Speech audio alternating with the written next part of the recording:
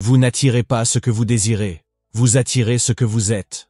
Neville Goddard prononça ces mots, non comme une poésie, mais avec une précision chirurgicale. Posez-vous à présent cette question. Que manifestez-vous en cet instant précis? Parce que vous ne vous en rendez peut-être pas encore compte, mais courir après l'argent, le rechercher sans cesse, est bien souvent l'acte même qui le fait fuir. Nous évoluons dans un monde qui prône la quête effrénée. On nous exhorte à nous acharner, à forcer le destin, à poursuivre la vie que nous désirons. Or, Neville nous convie à une vérité supérieure. La prospérité n'est pas une chimère à pourchasser, mais une réalité à présumer. Si vous vous êtes déjà exprimé de la sorte, il me faut juste un peu plus d'argent, ou bien, quand j'aurai enfin cette augmentation, alors je me sentirai en sécurité. Vous n'êtes pas seul. Cependant, ces paroles révèlent la cause dissimulée de ce retard. Elles constituent des aveux de manque, et non d'opulence. Neville n'a pas débuté dans le manque. Il a toujours commencé par cette vérité divine. Vous êtes déjà ce que vous cherchez. Tous les états de conscience coexistent dans le présent. La pauvreté est un état.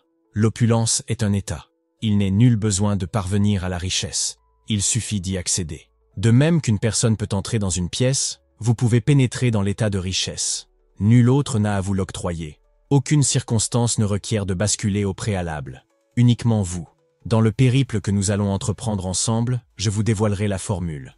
Une manière de voir, de parler et de ressentir qui vous permettra d'appréhender la richesse comme une composante naturelle de votre existence. Car lorsque vous cesserez de pourchasser l'argent et commencerez à incarner l'opulence que vous convoitez, un phénomène remarquable se produira. Elle commencera à affluer vers vous. Ceci n'est pas une question de pensée magique ou de foi aveugle. Il s'agit d'une présomption consciente. Ressentir la réalité de la richesse avec une telle acuité, une telle sincérité, que votre monde n'est d'autre choix que de la refléter. Permettez-moi donc de vous soumettre la question suivante. Comment vous sentiriez-vous si vous n'aviez plus besoin d'argent? Parce que vous vous sentiez déjà riche.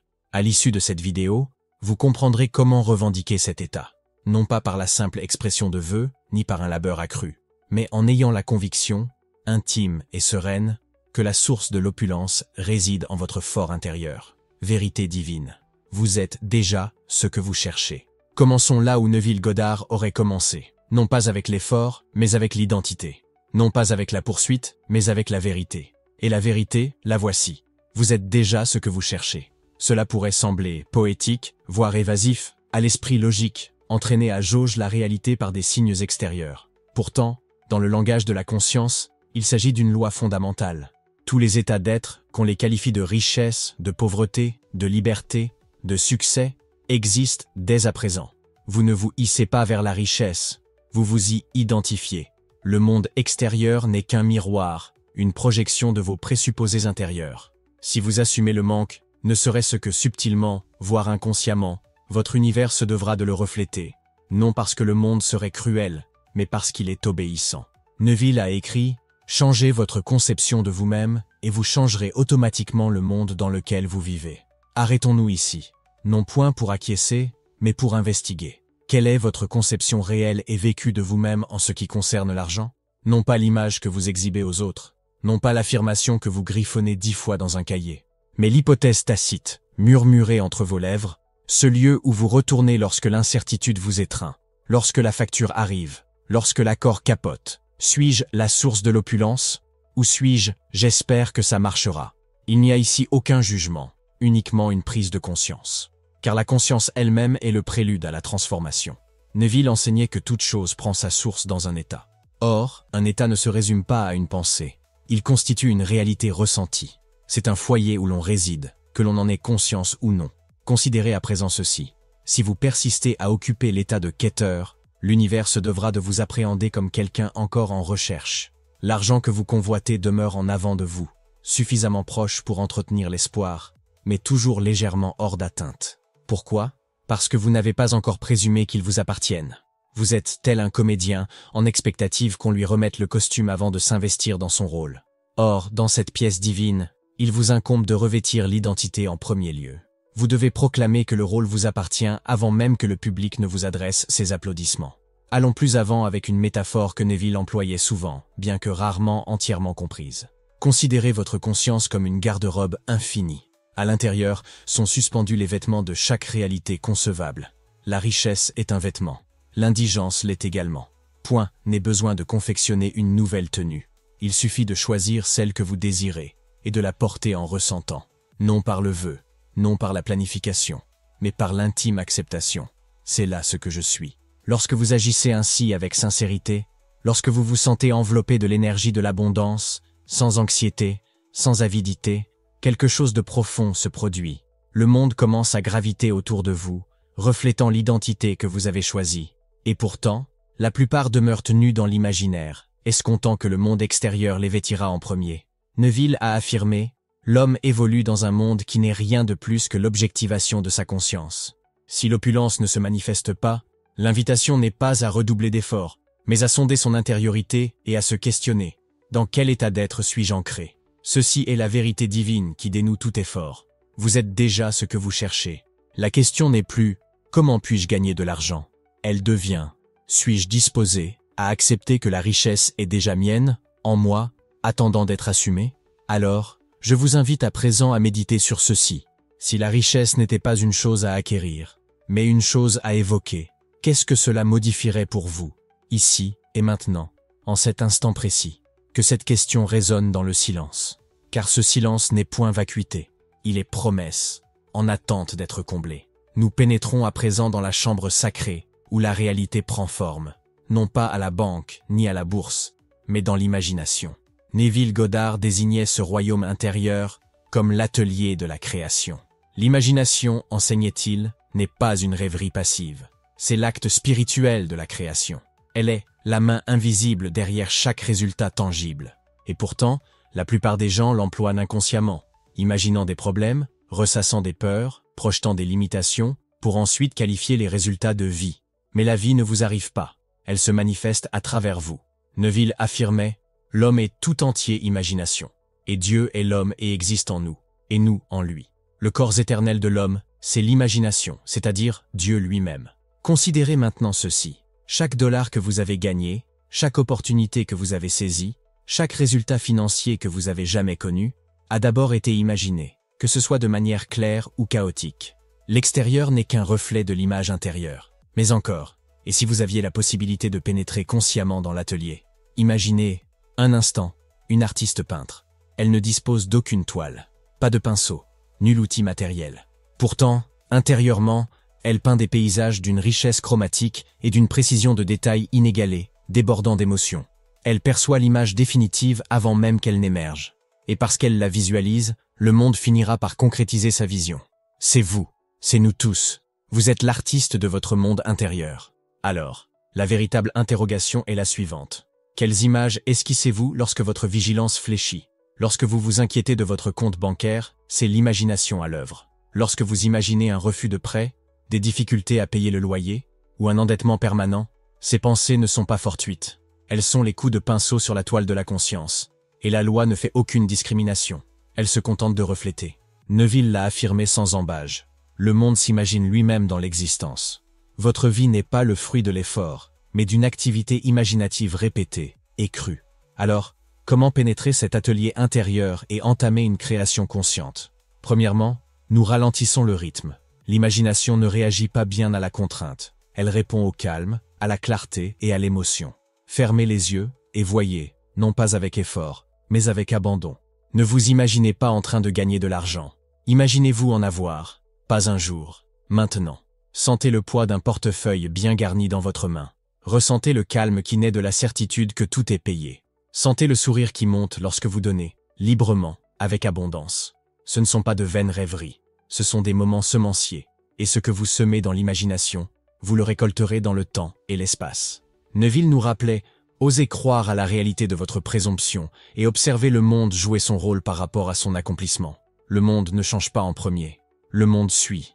Et la part de vous que le monde suit n'est pas vos mots, c'est votre tableau intérieur. Je vous invite donc à présent à vous interroger, non pas sur ce que je désire, mais sur « Qu'est-ce que j'imagine de manière constante? Quelles scènes rejouais-je inlassablement? Quelles émotions répétais-je sans cesse ?» Car ce script intérieur, ce film intime qui se joue dans le calme de votre esprit, n'est pas une fantasmagorie, il est votre avenir, qui se répète. L'imagination n'est pas un instrument que vous manipulez, c'est la puissance que vous incarnez. Et dès que vous la revendiquez, le monde extérieur se mue en la scène qui reflète votre vision. Ce n'est pas une question de redoubler d'efforts, C'est une question d'imagination supérieure. Maintenant que vous avez commencé à envisager l'imagination comme votre véritable lieu de création, nous parvenons au cœur de cet enseignement, ce que certains pourraient même qualifier de formule de l'argent, bien que sa portée dépasse largement le domaine financier. C'est ceci. Quand on ne cherche plus, on trouve. Neville Goddard enseignait que la recherche implique une séparation. Plus vous poursuivez quelque chose, plus vous affirmez ne pas l'avoir. Plus vous proclamez « j'ai besoin d'argent », plus vous déclarez « je manque d'argent ». Et la loi répond fidèlement, non pas à vos mots, mais au sentiment qui les sous-tend. Le désir n'est pas le problème. En réalité, Neville affirmait que le désir est un don divin. C'est la carte menant à votre prochain état de conscience. Toutefois, s'il demeure insatisfait intérieurement, il se mue en nostalgie, et la nostalgie en manque. Par conséquent, la clé ne réside pas dans la négation du désir, mais dans son accomplissement par l'imagination. Vivre dans la finalité, ressentir comme si cela était déjà accompli. Il écrivit « Vis comme si ton souhait était déjà exaucé, et traite-le comme une réalité. » C'est là l'essence même de la loi de l'Assomption.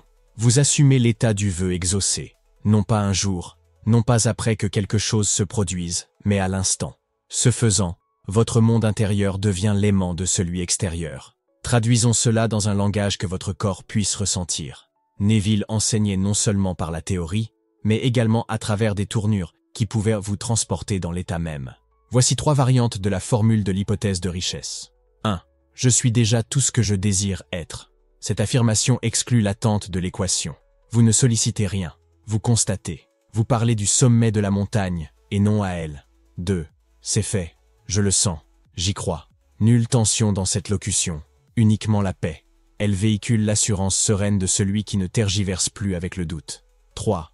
L'argent afflue vers moi, car je suis la source de l'opulence. Cette affirmation inverse la notion répandue, selon laquelle l'argent découlerait des emplois, de la clientèle ou de la chance. Elle replace le pouvoir là où il réside légitimement, en vous.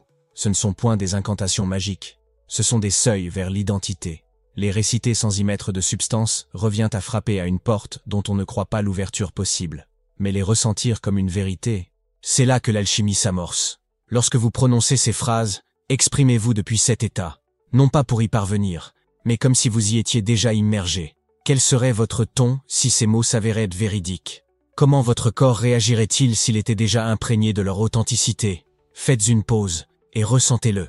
Laissez vos épaules s'abaisser, laissez votre souffle se ralentir. Abandonnez-vous à devenir celui qui a déjà reçu. Voici la formule. Immobilité, connaissance, présomption. Ce n'est pas l'effort qui engendre la richesse, c'est l'alignement. Neville affirmait fréquemment « Demeurez serein et sachez que je suis Dieu ». Ceci n'est pas un impératif à se conformer à la religion, mais plutôt une consigne visant à s'identifier à la source. Le « je suis » en vous est le Créateur. Et lorsque vous résidez dans l'état de prospérité, profondément, paisiblement, sincèrement, l'extérieur doit refléter l'intérieur. Alors, la prochaine fois que vous serez tenté de dire « j'ai besoin de plus d'argent », abstenez-vous. Souvenez-vous plutôt de qui vous êtes. Et dites « je suis la richesse que je convoitais ». Laissez les mots émaner de cette conscience. Vous n'invoquez pas une chose nouvelle. Vous vous rappelez simplement à la vérité. Car lorsque vous cessez de convoiter la richesse, vous découvrez que vous l'incarniez déjà. Avant de poursuivre, veuillez accorder une brève attention aux commentaires épinglés ci-dessous. Si vous vous êtes déjà surpris à déclarer « j'ai besoin de plus d'argent » ou « j'espère que les choses s'amélioreront bientôt », ce qui vous attend parlera directement à cet état d'esprit. Il ne s'agit pas de courir après davantage, mais de prendre conscience de ce que vous avez supposé depuis le début. Considérez-le d'un œil neuf. Puis revenez, car nous allons aborder ce qui, en réalité, fonde la pérennité de la richesse. S'il est un principe auquel Neville Goddard revenait sans cesse, c'est celui-ci. Nul autre que soi-même n'est à changer. Non votre employeur, non votre économie, non les personnes qui vous entourent. Seul votre état de conscience. Voyez-vous, la plupart d'entre nous ont été instruits à courir après les résultats. Corriger l'extérieur, multiplier les appels, ajuster la stratégie. Mais dans l'univers de Neville, et à vrai dire, le dehors n'est qu'une ombre. Il ne peut se transformer tant que la lumière qui le projette ne change pas. Et cette lumière, c'est votre état. Neville évoquait des états, non comme des humeurs ou des émotions fugaces, mais comme des postures psychologiques complètes, des identités que l'on endosse, à partir desquelles on vit et, partant, que l'on manifeste. Il enseignait que le monde est un miroir reflétant non pas ce que l'on désire consciemment, mais l'état dans lequel on persiste le plus assidûment. Par conséquent, si votre état d'être est « je n'en ai pas suffisamment », le monde entier se doit de le répercuter. De même, si votre état est « je suis toujours soutenu », le monde ne pourra que faire écho à cela. La beauté de cette vérité réside dans le fait que vous n'êtes jamais enlisé. Quelle que soit la fixité apparente d'une situation, les états sont intrinsèquement déplaçables. Vous pouvez les modifier à tout instant, non par la coercition, mais par la reconnaissance. Neville a écrit « Les états sont spirituels et peuvent être intégrés à tout moment ». Cela signifie que, même si votre compte bancaire affiche aujourd'hui un solde nul, vous êtes toujours libre de pénétrer dans l'état de richesse. Non pas en niant ce qui est, mais en choisissant de demeurer dans ce qui peut être rendu tangible par l'Assomption. Alors, comment opérer un changement d'état? Cela commence par la conscience. Prenez garde aux commentaires intérieurs dont vous vous nourrissez. Vous arrive-t-il fréquemment de vous dire « je n'ai pas les moyens » ou « rien ne marche jamais pour moi ». Ces pensées ne sont pas anodines. Elles constituent des déclarations d'état. Elles sont le script du soi que vous incarnez. Imaginez à présent vivre selon un scénario distinct. Je suis constamment pourvu. Chaque dépense me revient multipliée. J'évolue dans le monde en tant qu'individu financièrement affranchi. Ce n'est pas une question de psalmodier des répliques auxquelles vous n'adhérez pas. Il s'agit plutôt de sonder un état d'esprit distinct, de se laisser emporter par la sensation, comme si l'on s'immergeait dans une eau tiède. Nul besoin de vous forcer à la conviction. Contentez-vous d'y pénétrer. Vous pourriez vous interroger. Mais que se passe-t-il si ma réalité extérieure ne correspond pas? C'est précisément là où le bas blesse. L'état précède la preuve. Neville a déclaré « Votre présomption, bien que fallacieuse, si elle est maintenue, se cristallisera en réalité. Le monde extérieur ne constitue jamais le point de départ. Il est la conséquence. Dès l'instant où vous vous transformez intérieurement, l'univers entreprend de se réagencer. Pas toujours instantanément, mais fidèlement. Je vous interroge donc, en quel état avez-vous élu domicile? Et est-ce celui où vous aspirez véritablement à séjourner? Car telle est l'unique tâche, non pas de transformer le monde, mais de métamorphoser le soi que le monde renvoie. Et, le moment venu, vous n'aurez plus à courir après les résultats. Ils commenceront à affluer, tels des échos familiers de l'état que vous incarnez désormais. Si vous cherchez à comprendre pourquoi certains semblent recevoir avec aisance, tandis que d'autres luttent sans relâche pour une maigre récompense, tout se résume à un mot, l'hypothèse. Non pas le souhait, non pas l'espoir, non pas l'effort, mais l'hypothèse. Neville Goddard considérait l'Assomption comme le moteur de la manifestation, la force créatrice silencieuse qui détermine vos expériences. Assumer quelque chose, ce n'est pas le forcer, ce n'est même pas essayer d'y croire. C'est s'y abandonner avec une certitude intérieure telle que votre monde doit s'y conformer. Il affirma, « Nul besoin de forcer la manifestation, il suffit de s'abandonner à l'hypothèse. » Cette déclaration recèle une puissance supérieure à celle d'une bibliothèque entière de techniques. Pourquoi? Parce qu'elle s'adresse à la nature même de la conscience, que le monde est un miroir de vos convictions les plus profondes, et que ces convictions ne sont pas façonnées par l'effort, mais par ce que vous acceptez comme étant vrai pour vous.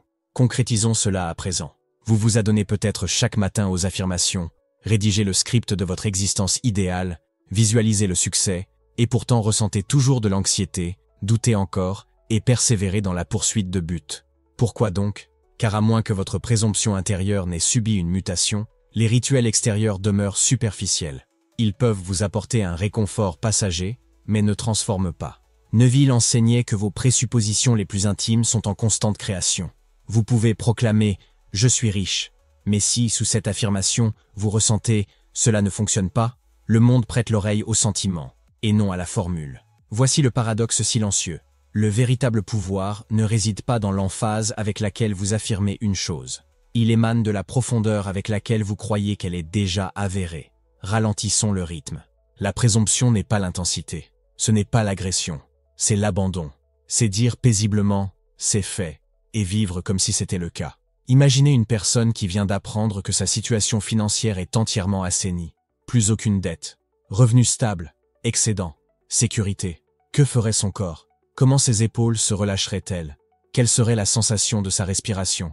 Ils se détendraient. Ils évolueraient avec aisance. Ils ne chercheraient pas de preuves, car ils les possèdent déjà. Telle est l'énergie de la présomption. Voici le secret. Vous pouvez accéder à cette énergie avant même que la preuve extérieure ne se manifeste. Et lorsque vous le faites, lorsque vous vivez de cette paix intérieure, l'extérieur doit, à terme, se conformer à celle-ci.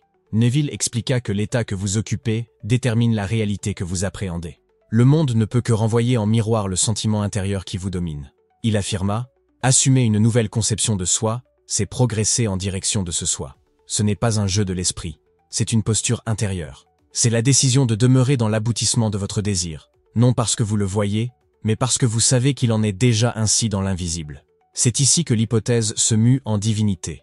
Il ne s'agit pas de maîtriser le réel. Il s'agit de coopérer avec la loi supérieure qui régit toute existence.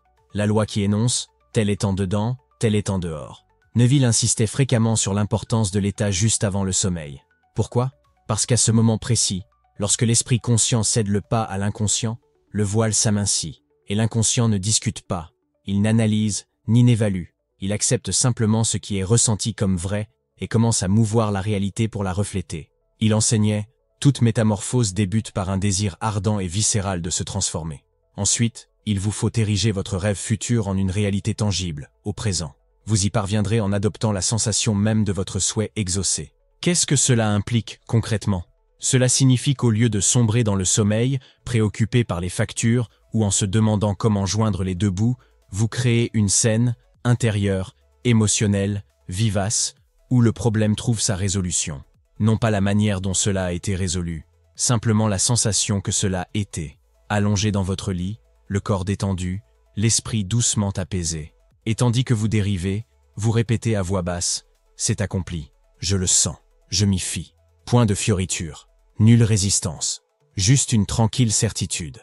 Ressentez ce que ce serait que de vivre à partir de cet état. Ne plus chercher, ne plus douter, simplement être. Même 30 secondes dans cet état, si pleinement ressenti, sont plus efficaces que des heures d'effort mental. Car la loi ne réagit pas autant. Elle répond à l'hypothèse. Neville nous rappelait inlassablement que l'assertion est la voie de moindre résistance. Elle n'est pas lutte. Elle est alignement. C'est l'adhésion intime et profonde à la réalité que vous choisissez. Alors, posons la question fondamentale. Si vous croyez sincèrement que votre transformation financière était déjà effective, qu'arrêteriez-vous de faire? Qu'arrêteriez-vous de craindre? Et comment commenceriez-vous à vous comporter dès aujourd'hui? Ceci n'est pas une simulation. Simuler sous-entend encore que cela n'est pas réel. Il s'agit d'accepter, dans le silence et la confiance, que l'état choisi est déjà vôtre. Et puis de vivre en conséquence, non par désespoir, mais par identité. Une fois cela assimilé, vous cesserez de jalonner votre avancée par des signes extérieurs. Vous n'aurez plus besoin de vous rassurer, car l'intime conviction érige l'état intérieur en son propre témoignage. Nul besoin de convaincre le monde. Il vous suffit de demeurer dans la sensation de l'opulence, calmement, avec persistance, fidèlement, car la planète ne tranche pas à votre place. Elle vous répond. Et lorsque vous apprenez à assumer sereinement, avec constance et sincérité, la richesse cesse d'être une quête. Elle devient un flux qui vous rencontre, le reflet de ce que vous incarnez déjà. Il est un instant, silencieux, intérieur, et souvent négligé, où l'intégralité du processus de manifestation atteint son point d'achèvement. Ce n'est pas lorsque l'argent afflue. Ce n'est pas lorsque le résultat extérieur se matérialise. C'est lorsque vous acceptez l'état que vous avez choisi comme étant déjà advenu. C'est la clé ultime de l'enseignement de Neville Goddard. L'achèvement de la boucle. Le cercle de l'accomplissement. Vous commencez par le désir, une aspiration intérieure, souvent mal comprise comme un manque, mais qui est en réalité une incitation divine vous orientant vers le prochain état d'être. Ensuite, vous progressez par l'imagination, où vous façonnez l'image de ce que cela procure de l'avoir déjà. Vient alors l'assomption, où vous adoptez cet état comme votre identité intime.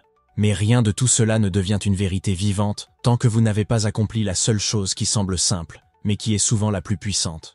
Accepter. Seule la traduction du texte. Neville enseignait que l'acceptation est création.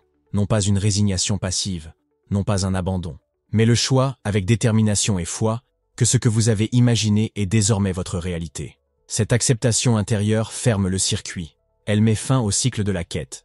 Il écrivait « Être conscient d'être, c'est être ». Tant de gens se retrouvent piégés dans une boucle, non pas parce qu'ils imaginent de manière erronée, mais parce qu'ils n'acceptent jamais la réalité qu'ils ont imaginée. Ils persistent à attendre une confirmation extérieure avant de se convaincre. Or, la croyance n'est pas une conséquence de la manifestation, elle en est la cause efficiente. Et cette conviction ne doit pas être uniquement intellectuelle, elle doit apparaître naturelle. Neville a dit, l'idéal que vous recherchez et espérez atteindre ne se manifestera pas, ne se réalisera pas pour vous, tant que vous n'aurez pas imaginé que vous êtes déjà cet idéal. Tant qu'il ne sera pas aussi aisé de dire « je suis riche », qu'il l'était autrefois de dire « je suis dans la difficulté », le monde extérieur continuera de refléter l'ancienne identité. Explorons à présent cette question de manière plus approfondie. Qu'implique réellement l'acceptation sur le plan sensoriel? C'est une sensation de soulagement, comme si l'on n'avait plus à questionner, chercher ou éprouver. C'est comme franchir le seuil de son foyer après une longue journée. On ne s'interroge pas sur son appartenance. On entre, tout simplement. C'est familier, c'est à soi, c'est l'énergie d'une présomption accomplie. Il n'y a ni quête, ni vérification, ni espoir. Seule la conscience paisible et enracinée qui affirme « c'est fait ». Dans cet état, vous cessez de résister à votre instant présent. Vous renoncez à vouloir remonter le courant. Vous réalisez que votre monde intérieur contient déjà tout ce pourquoi vous vous efforciez. Et de cette quiétude, de cet acquiescement intime, le monde extérieur commence à se transformer, non par l'effort, mais par réfraction. Neville soulignait fréquemment que le monde extérieur n'est pas causal, mais bien réactif. Il n'initie pas votre expérience, mais la reflète. Il affirmait « Le monde est un miroir qui reflète à jamais ce que vous faites sans vous-même ». Lorsque vous intégrez intérieurement votre richesse, vous ne vous interrogez plus. Quand se manifestera-t-elle? Vous ne vous adressez plus à l'univers avec une voix empreinte de désespoir. Vous parlez depuis un sentiment d'accomplissement. Vous vous exprimez telle la version de vous-même déjà ancrée dans une existence épanouie. Ce faisant, vous devenez magnétique, non pas envers le résultat escompté, mais bien envers l'état d'être qui attire ce résultat sans effort. C'est ce que j'appelle vivre depuis la fin. Non pas vivre vers elle, non pas espérer, mais depuis elle.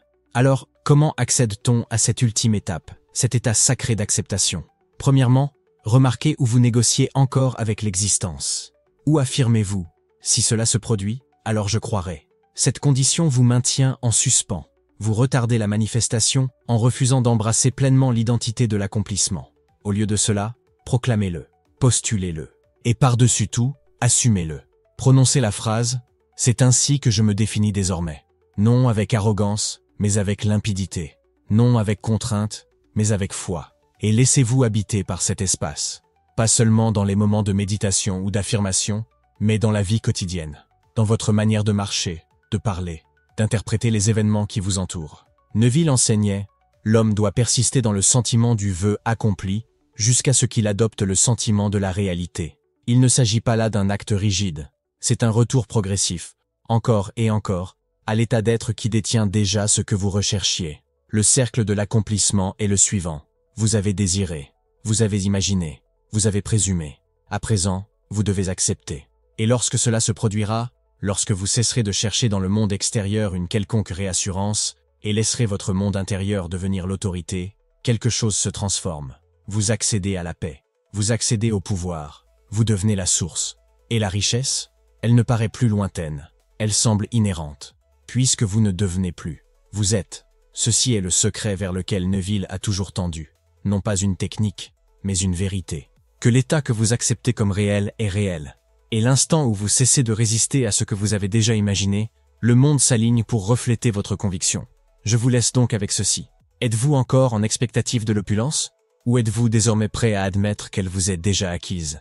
Le cercle est bouclé, qu'il en soit ainsi. Conclusion. Vous êtes la cause. Vous avez vu quelque chose ce soir. Quelque chose que vous avez peut-être pressenti pendant des années sans jamais pleinement l'assumer. Que la source de la richesse ne vous est pas extérieure. Elle ne l'a jamais été. Elle ne réside pas dans l'économie, votre emploi, vos clients, votre famille, ni vos circonstances. Elle est en vous, intégralement. Neville Goddard ne nous a pas enseigné comment poursuivre des résultats. Il nous a appris à incarner des causes. Il affirmait que chaque homme est la puissance opérante, que ce que nous assumons comme vrai dans la conscience s'exprimera, sans faillir, dans le monde. Non pas parce que nous le désirons ardemment, mais parce que nous le sommes. Soyons francs. La plupart d'entre nous ont été conditionnés à évaluer nos existences à l'aune de ce que nous pouvons voir, toucher et comptabiliser. Lorsque le solde bancaire s'accroît, nous nous sentons en sécurité. S'il fléchit, la panique nous gagne. Nous sommes persuadés que le monde extérieur nous révèle notre identité. Or, Neville enseignait que cette perspective est inversée. Le monde extérieur ne vous définit pas. Il est votre reflet. Et ainsi, si vous constatez l'indigence, si vous éprouvez la rareté, il ne s'agit nullement d'une punition. C'est la manifestation d'un état intérieur, fréquemment adopté inconsciemment, qui est devenu votre vibration dominante. Ce constat n'est cependant pas une source de culpabilité, mais bien une source de pouvoir. Car à l'instant même où vous reconnaissez l'origine en vous-même, vous cessez d'attendre. Vous choisissez. Neville affirmait, la conscience est l'unique réalité. Ceci n'est pas une simple spéculation philosophique. C'est de la mécanique pure. L'état que vous occupez de manière constante, à travers vos pensées, vos sentiments et vos présomptions, devient le canevas que votre monde doit suivre. Non pas sporadiquement, non pas aléatoirement, mais invariablement. Si vous avez couru après la richesse, patienté que la vie récompense vos efforts, vous demandant quand les choses basculeraient, voici le rappel qui s'impose. C'est vous qui devez muter, non le monde. Or plus précisément, cette mutation n'est pas d'ordre exogène. Nul besoin de déplacer des montagnes. Il suffit de se transposer dans l'état intérieur de celui qui possède déjà ce que l'on s'évertuait autrefois à mériter. Ceci n'est pas l'imagination en tant que fantaisie, c'est l'imagination en tant que fait avéré, lorsqu'elle est perçue comme authentique. Vous avez appris à cesser de revendiquer ce qui vous appartient de plein droit. Il vous a été démontré que la clé ne réside pas dans un effort accru, mais dans une plus grande quiétude. Non pas dans un acharnement, mais dans une plus grande présomption. Il n'y a rien de passif en cela. Endosser avec conviction une nouvelle identité et la maintenir, même lorsque les sens la réfutent, constitue l'acte le plus puissant qu'il soit donné d'accomplir. Et ainsi, la question demeure. Serez-vous enclin à renouer avec la vieille habitude de réagir aux apparences? Ou bien consentirez-vous à ce que vous avez perçu à s'ériger en fondement de votre existence? Nul besoin de la permission d'autrui pour prospérer. Point d'enseigne à attendre. Il suffit d'admettre en son fort intérieur que telle est déjà votre essence. Non pas un jour, non pas plus tard, à présent. Parlez depuis ce lieu, agissez depuis ce lieu, reposez-vous en ce lieu. Et vous observerez, souvent avec une tranquille stupéfaction, le monde qui vous entoure se transformer doucement, naturellement, presque inéluctablement, pour refléter le nouvel état que vous avez sélectionné. Neville affirmait, le monde est soi-même extériorisé. Dès lors, quelle révélation aspirez-vous à voir le monde manifester demain?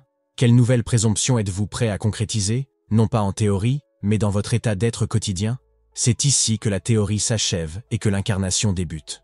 Et si vous êtes prêt à vivre cela, pas simplement à le comprendre intellectuellement, mais à l'éprouver dans votre propre existence, alors posez dès à présent un geste modeste. Consultez le commentaire épinglé. C'est tout. Se manifeste quelque chose, à l'intention de ceux qui sont véritablement disposés à se considérer comme la source. Tous ne le remarqueront pas, tous n'y donneront pas suite. Mais si vous avez ressenti, ne serait-ce qu'une étincelle de reconnaissance à la lecture de ce message, si quelque chose en vous sait que le moment est venu de cesser de poursuivre et de commencer à assumer, alors vous comprendrez pourquoi le commentaire épinglé mérite votre attention. Car, il arrive que la simple action suivante suffise à basculer du vœu pieux à la certitude. Et lorsque vous saurez, le monde suivra. Il en est toujours ainsi.